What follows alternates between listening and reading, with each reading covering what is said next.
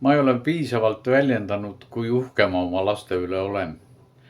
Ann alustas kunagi pelmeenibaarist ja nüüd on tal Lastella firma, millega ta teeb siis selliseid komplekte, millega isa ja ema saavad koos lastega midagi mõnusat, magusat korda saata. Uku on meistrimees.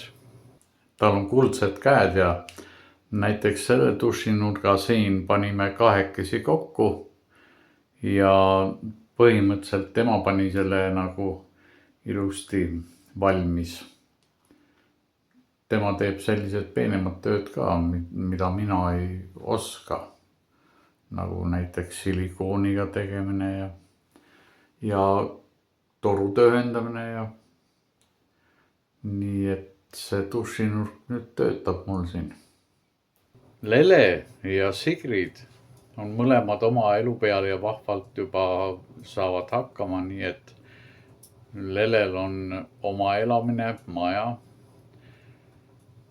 Ma ei ole kahjuks küll nendega eriti kokku puutunud nüüd, aga no ma loodan veel, et aeg on.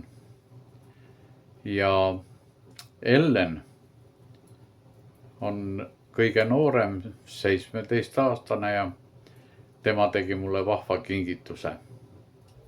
Ellen tegi tööõpetuse tunnis sellise vahva nagi ja kinkis mulle sünnipäevaks. No väike ta ei ole enam ammu 17-aastane neiu, nagu ta on. Aga see töö on tal vahva ikka. Ja leidis loomulikult oma koha kohe siin.